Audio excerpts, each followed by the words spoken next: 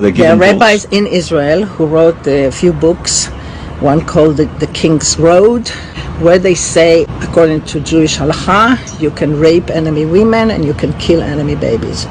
And this book, there was a trial, and the rabbi, he didn't get to jail, but he's free now and he still teaches. And he's a rabbi? Not only one, a few. And their books were distributed to soldiers before getting into Gaza. But this is not the Ministry of Education, so you cannot say these are textbooks. Yeah. Everyone can publish whatever they want, but they are not punished, these people. This is what I'm saying. You teach hate and you teach racism when you want to dehumanize people in order to control them, or eliminate them, or exterminate them. Israeli discourse is a racist discourse, not only towards Palestinians, but towards Jewish minorities as well. The way they present Palestinians is the main issue. את הערבים? כעם? את הפלסטינים. בטח שאני שונא אותם. Well, I find that if there was a racist manual to write books, they follow it by the letter. Okay? Wow. All the categories of racist discourse are there, both visual and verbal, and rhetoric. Now, racism, first of all, Palestinians are never shown as normal human beings, only as terrorists, primitive farmers, and refugees. They are always defined as a problem. So they are a problem, they are the enemy, and that's what the children know. They don't know anything else because they never meet Palestinians. The idea is to promote the idea that they don't exist. Otherwise, we shall have another Auschwitz, another Treblinka. This is in the books. So from the age of 3, I think you said, from the age of 3 it begins? Whether it's so the propaganda starts at the age of 3. Yes, and also Holocaust education. People here say we want to kill all the Arabs, even the infants, even the babies are terrorists, okay? ההשקעה הגדולה ביותר שלנו זה בחינוך.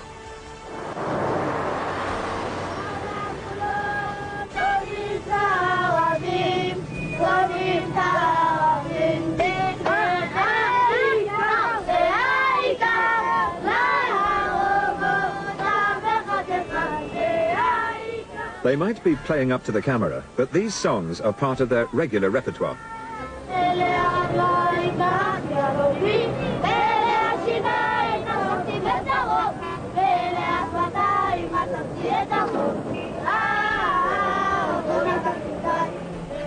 On one hand, you traumatize them, you turn them into heterophobic human beings. They're afraid of anyone who is a foreigner, who is not Jewish. So on one hand, you have this horrible Holocaust education, which is re-traumatizing every year. And this is starting from the age of 3? It starts from the age of 3 now, yes. And on the other hand, you have this militaristic education, a military man coming to the kindergarten. Children are educated to be soldiers. This is it. In elementary school, you always see around you all kinds of soldiers. We call it teacher soldiers. So you always see soldiers also within the education system. Sometimes they even teach you something or they help you with your homework, and they're always around. So this kind of military becomes also a very, very strong part of the identity of the good guys. And then when you get to high school, you start literally learning how to be a soldier already with the age of 16. Because you're supposed to, once you finish high school, you're supposed to quite immediately, as soon as possible, with 18, go to the army. It's obligatory. Once they graduate, most Jewish Israelis will go straight to the military to do their 2 to 3 years of mandatory service. So the system is also very connected to prepare you for that, to be a good soldier. And so they are constantly in panic. When you're 6 years old or 5 years old, the ancient Greeks, the ancient Romans, Pharaoh, the ancient Persian, the Arabs, the Nazis are all the same for them. They all the time want to exterminate us, all the time. You can imagine, Ethiopian children who came yesterday, and all this is imposed on them. They wet in their beds. They are terrible things. And I went to read books to the children once. So they brought me very nice children's books. And I asked the little girl, what is it here? She said, this is a soldier. He coming to kill us. One little boy told me the Arabs, they destroyed our temple and they drove us out of Egypt. המדינה שלנו, הארץ שלנו, הכל פה שלנו. אתם יודעים ולהראות לערבים שהארץ שלנו. So it's all It's a mixed complete up. brainwash. It's a brainwash. It's a mind infection. Richard Dawkins talks about mind infection. It's much more than brainwash. I mean, they grow up in panic, complete, constant, permanent panic. A computer is a versatile machine which obeys implicitly whatever instructions you program into it. A computer is automatically vulnerable to viruses precisely because it is a machine that obeys whatever instructions are given it in the correct language. A child brain is a machine which obeys whatever instructions it's given by its parents for the very good reason that I've already told you. Therefore, the child brain is also vulnerable to parasitization by viral code. If the child brain could tell which was good advice and which was bad advice, it wouldn't need the advice in the first place. That's the whole point. It needs the advice, and therefore it is automatically vulnerable to the equivalent of computer viruses. On one hand, they are absent from our life. And on the other hand, they are a problem that we have to solve. למה זה מעשה טוב להרוג עשרות ערבים? לא רק ערבים רוצים, ויום לפני כן הם גם צעקו להרוג את היהודים. So in school, is there any teachings that says we're going to live with the Palestinians? Never. Israel never had peace education and never encouraged any peace education or coexistence or meetings or anything like that. They are private enterprises by private schools.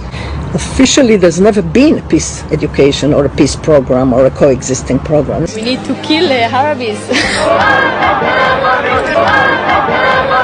One of the most important principles or ideals of Israel and Zionism is to be a Jewish majority. That's why they bring all kinds of Jews from all over the place, the world, and non-Jews if they're white, in order to keep the Jewish majority. But this is a fake, because if you think about the whole population which Israel controls, the Palestinians are half and even more already. It is a racist society from the beginning, not only towards Palestinians, towards Arab Jews, towards Ethiopian Jews, Yemenite Jews. When they brought the Yemenites to replace the Arab workers, this was the first thing.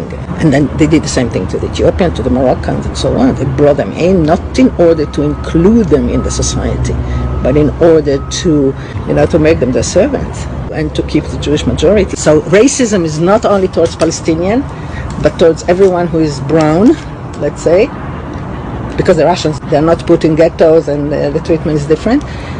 And everyone who's non-Jew and everyone who is not white. That's it.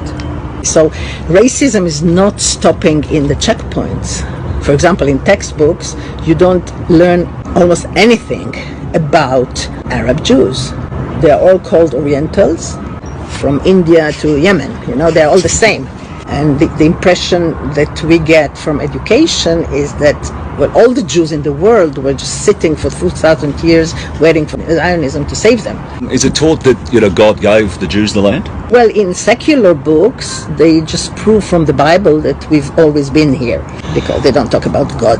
The And Bible we're is a coming home. factual document, yeah. The thing is, it's funny because real biblical scholars say there are no Jews in the Bible. So how can you say that, there were Jews in the Bible? There were tribes that were not very friendly to each other. One of them was Judea. And the word Jews is only mentioned in what is called the external books, not in the Bible. They were the children of Israel. There have always been Hebrews here and later Jews. That's true. Yes, this kind of education is child abuse. And then they go to the army. They go to Auschwitz first with a flag, with rifles, accompanied by soldiers, and they shout never again, never again. And then they come back to kill Palestinians because everything is the same. They also learn in Holocaust textbooks that if we had a state and a strong army, we could have beat Hitler, which is completely nonsense. Has a Israeli Jew served a lot of time in jail and convicted for killing a Palestinian? Never, never, never. Complete impunity for killing Palestinians. Why do you go to the army? To kill Arabs.